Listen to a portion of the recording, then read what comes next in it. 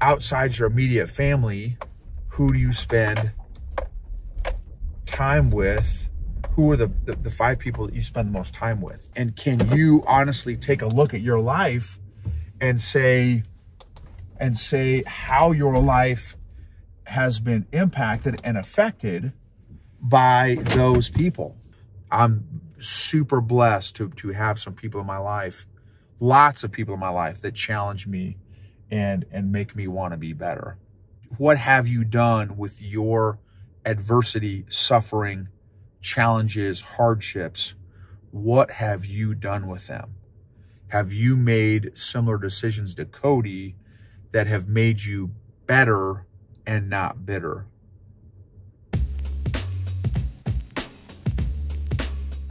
Welcome to the EQ Gangster podcast, where you will learn practical tools to grow your mental and emotional health and intelligence to be the best version of yourself, both at work and at home. It is real, raw, and transformational. The journey of emotional growth isn't easy, but it's worth it. I believe in you.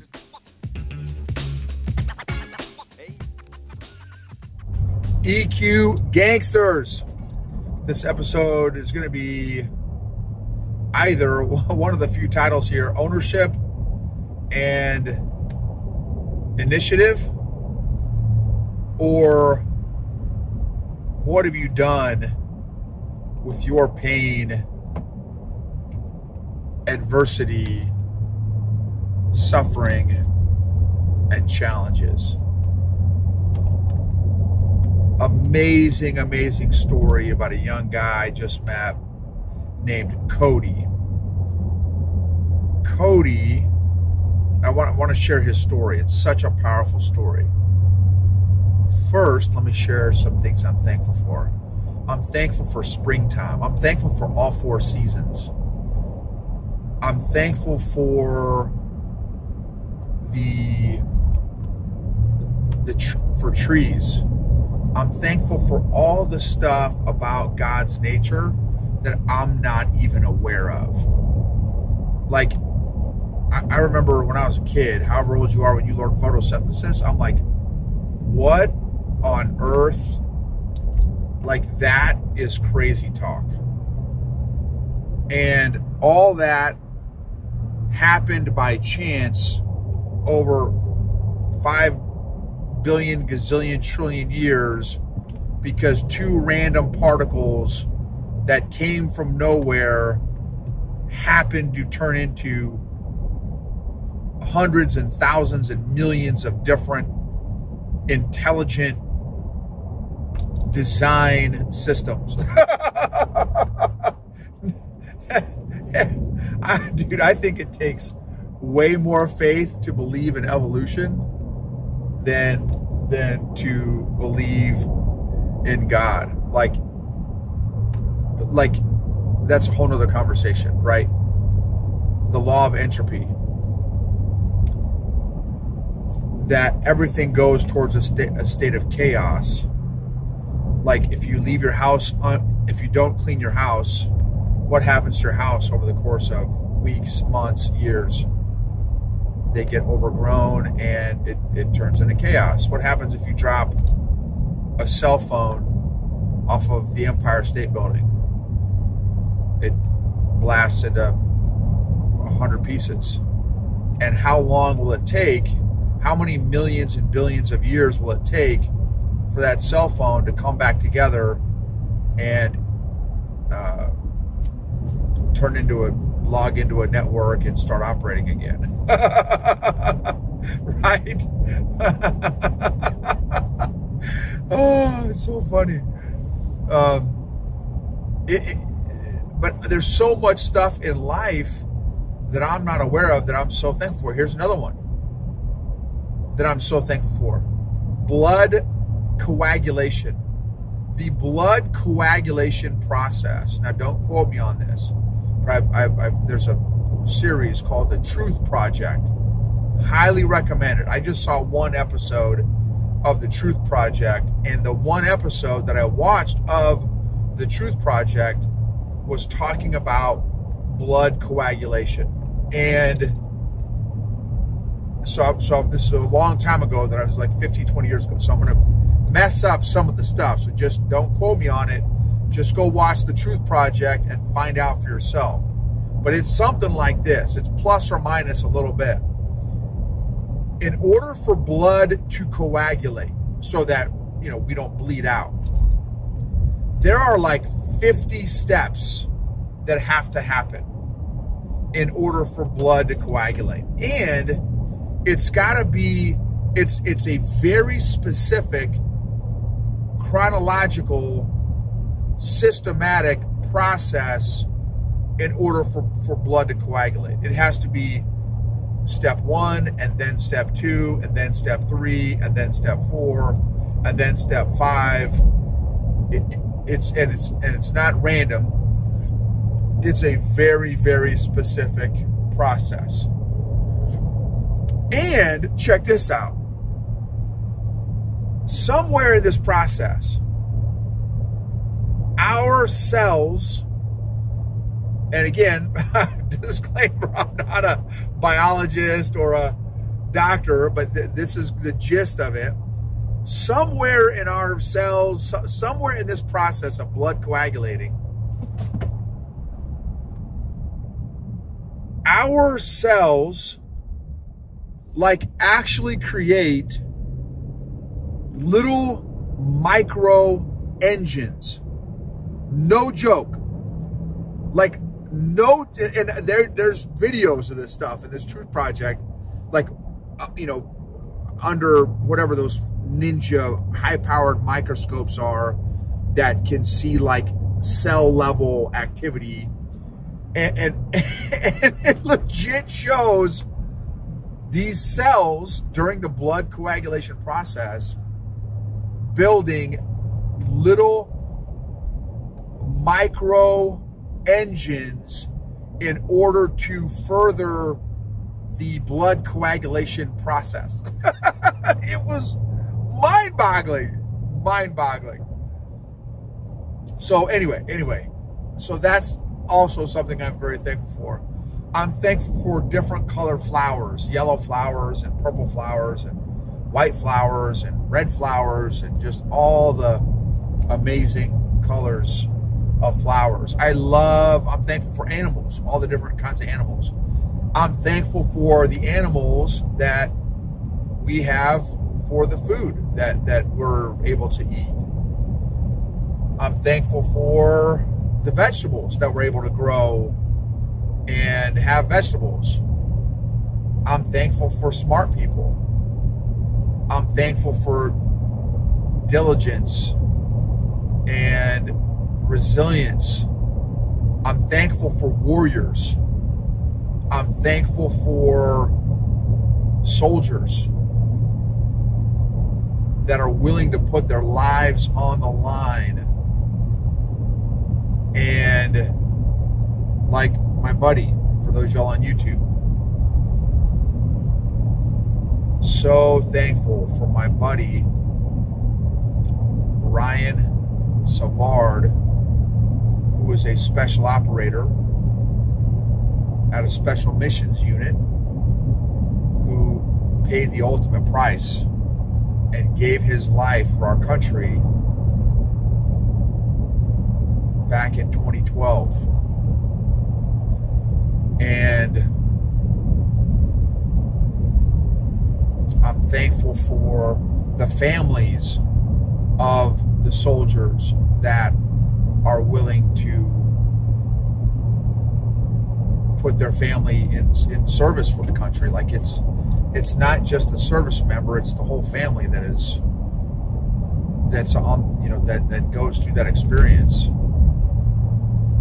together, you know, ish, right? There, obviously the family doesn't deploy, but you know, you get the concept.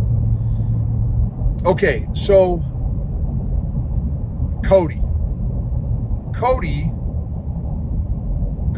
is a twin, and he is currently running a small butcher shop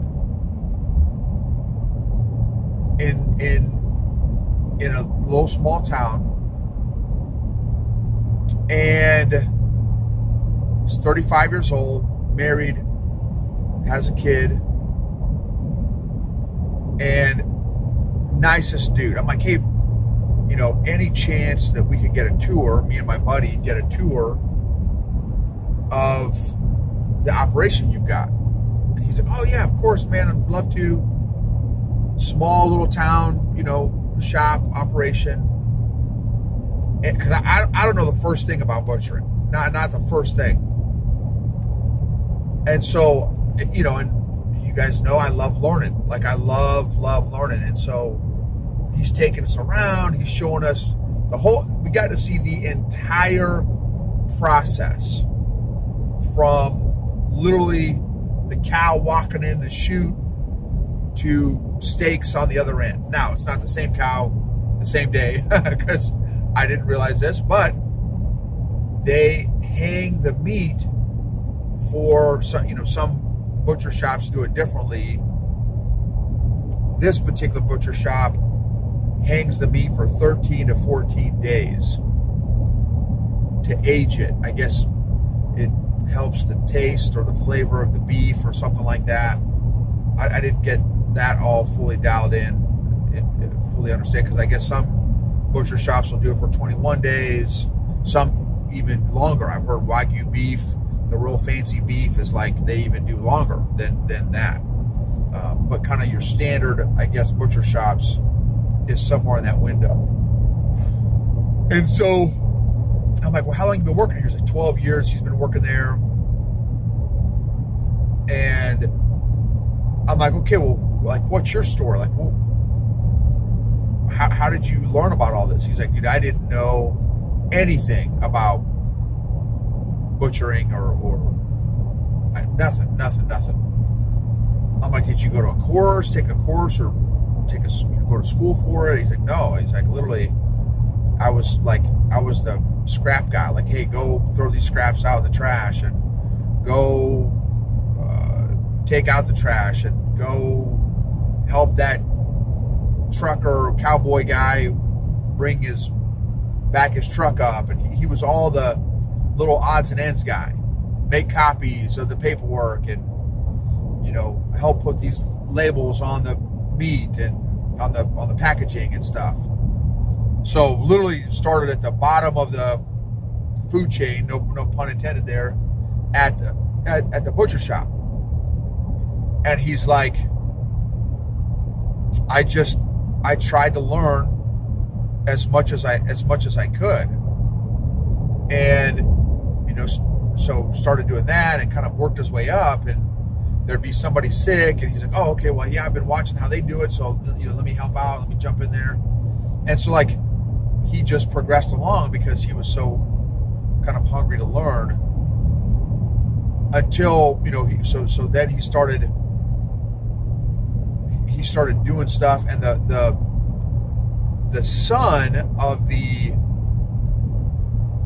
owner of the so they recently sold it, but the son of the previous owner was running the shop, and this guy Cody would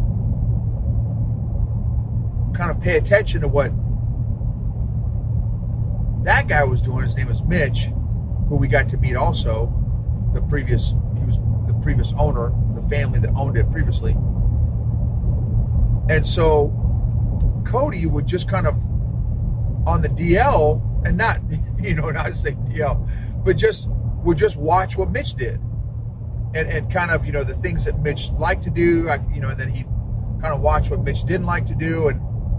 And so without anyone saying anything, Cody would just start taking care of some of these other areas that Mitch did not like doing, or it just took extra time or whatever. And so boom, one day, you know, Mitch was sitting down with Cody saying, okay, you know, what are, just kind of give me an idea, what are some of the, you know, your things that you've been doing. And so Cody had been doing all these additional duties, so to speak, without anyone telling him to do, for, it sounded like, for at least a year or two. And Mitch is like, holy cow, dude, I also, no pun intended, with the holy cow. You know, dude, I had no idea you were taking care of all this extra stuff. And Cody's like, well, yeah, you know, I love learning and I, you know, if it helps you out, look, if I can help you make money, that means I still have a job, which means I get to make money. So like, it's a win-win as far as I'm concerned. And so Mitch was like, wow, okay, cool. Well, man, thanks. So anyway, so boom, like, okay, so Cody's responsibilities start to increase. And then like Mitch is like, hey, you know, I'm going to be taking some time off. Like, since you already know kind of how I do everything and what I do, like, you mind covering the shop for me while I'm gone? Yeah, no sweat, boss. You know, so boom, Cody would kind of cover for the boss for when, you know, when he would take vacation or whatever, sick days, whatever. And so boom, it was just the natural progression when Mitch sold the business, and it was in their family for 30, I think he said 32, 36 years. The obvious choice to take over Mitch's job of running the shop was Cody, because he had just been slowly, day after day, week after week, month after month, year after year, started picking up all these different little aspects of the business, and literally did every single role in the butcher shop. And so, like, Cody knew it. Pat, he didn't need Mitch anymore to show him or anything like that. Like, he was able to do it. And so a couple massive things, lessons, leadership lessons. Well, oh man, hold on, I'm not even done yet. So then I'm like, Cody, so dude, so I said, bro, like, so I told her, like, we were standing in like the meat hanging spot where they're hanging the carcasses. So before the carcass gets butchered into the different cuts of meat, it's hanging in a cooler, not a freezer, but a cooler where they hang them for the 2 weeks. And it's 34 degrees, so it cools the meat. And the size of this shop is 40. They can have 40 carcasses in there. And so I'm like, so me and my classmate, a guy named Joel, who's also just an incredible dude, who just retired after 25, 30 years in the Army as a full-bird colonel. Incredible dude. That's a whole nother blessing and story. Anyway, so the three of us are standing in this meat locker. I don't know what you call it, that's what I'm going to call it. And I poke Cody in the chest. He's a big guy, not as big as me, but, you know, big guy, little big guy.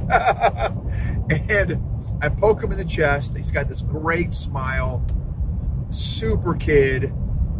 And I said, dude, like, God has blessed you, bro, because of you know, you took ownership and you took initiative and you took responsibility when you didn't have to. No one told you to. Like, you, and so then I asked him, I'm like, bro, that's amazing. So then I said this, I said, like, at what point in your life did you develop ownership and initiative? Like, when did you start doing that? When did you start taking ownership and initiative, and how did you learn it? He's like, oh man, he's a real humble kid. And he's like, well, man, I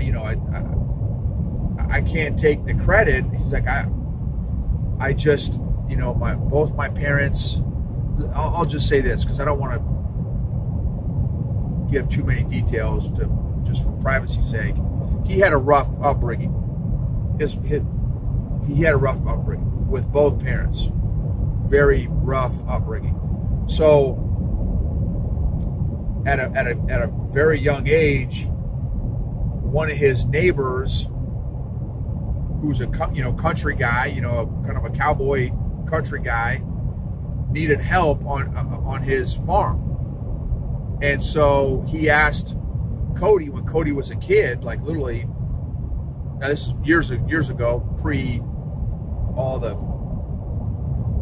legal rules and all that kind of stuff, regulations and stuff, and it's in the country, right? Farm, country life. Hey, Cody, as a kid, hey, can you come help me on my farm, and I'll feed you and I'll pay you. And again, Cody's like, man, sir, I'd love to, because he doesn't want to be at home because it's obviously not a very good environment. Well, it's a bad environment, and so if I'm not at school, I would much rather be working and doing something for you than being at home. And so he would literally, like early junior high age, go to this neighbor's house and work on the farm, and the guy would feed him dinner and pay him. And Cody said, that's how I made my field trip money, clothes money, food money, like was working for this guy and working along with the other kind of ranch hands that this farmer had.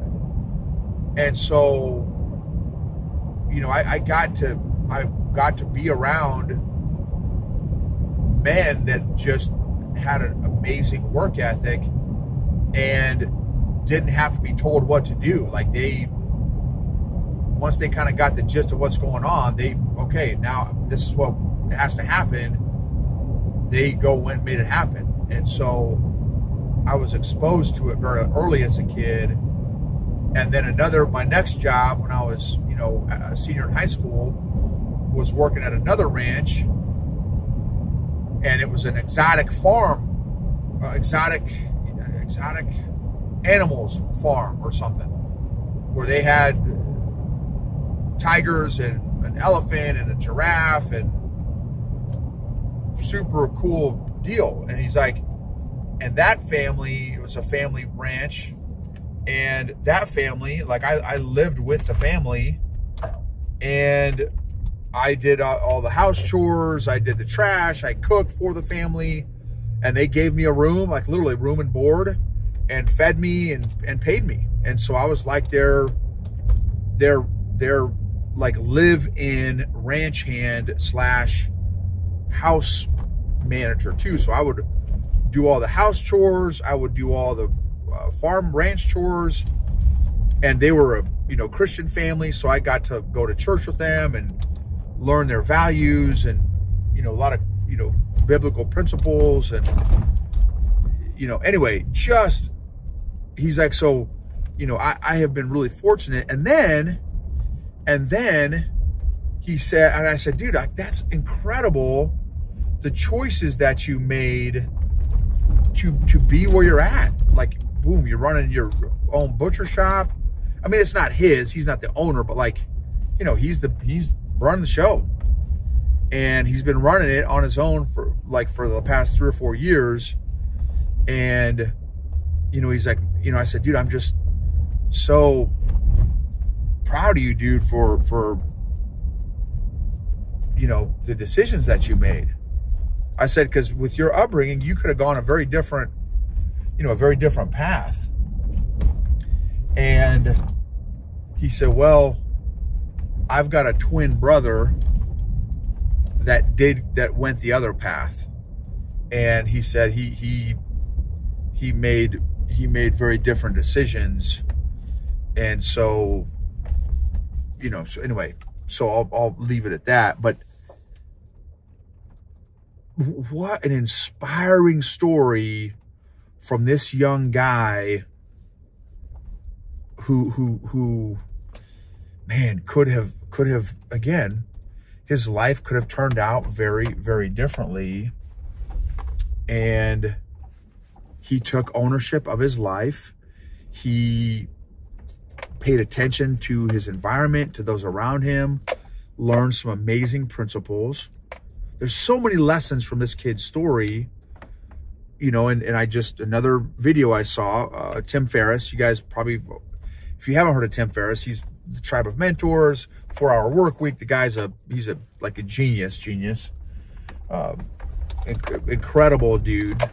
And one of the things they said, you know, he's a famous celebrity guy, and he's like, you know, I get asked a lot, what's one principle of all, because he's like again, literally genius guy.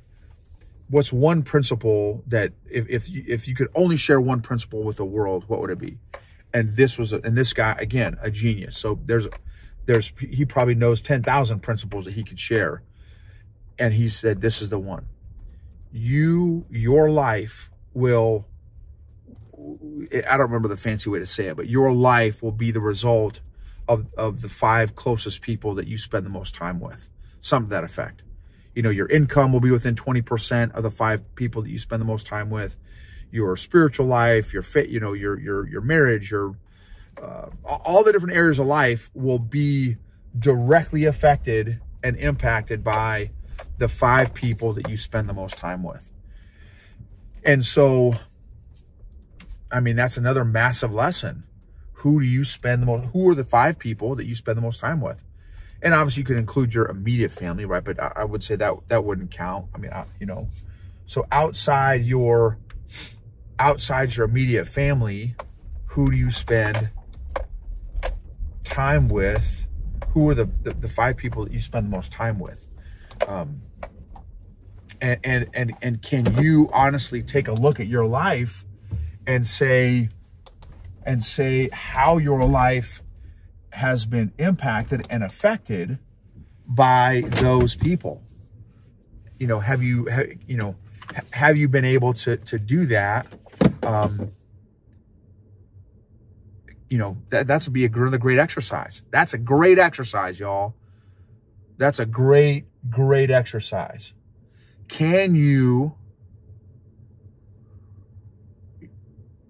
write the 5 people you spend the most time with outside your family, and like do a legit analysis of your life and think about how your life has been impacted up to this point by the 5 people that you spent the most time with. And then do a future projection. Are those the 5 people that you still want to spend the most time with? Or do you need to collect and add intentionally with purpose different folks into your tribe? This is one question I love asking my clients. How many people do you have in your life that challenge you? If you have no one in your life that challenges you, you are in a comfortable, complacent spot in your life. And I would just encourage you to find somebody in your life to challenge you. Complacency kills, y'all. Complacency kills. And I'm a perfect example. I'm super blessed to have some people in my life, lots of people in my life that challenge me and make me want to be better. So, Cody, remember Cody's story. Ownership, initiative. What have you done with your adversity, suffering, challenges, hardships? What have you done with them? Have you made similar decisions to Cody that have made you better and not bitter? Emotionally healthy people help heal other people emotionally. Unaddressed emotions don't get better over time. They actually compound. You are not your emotions.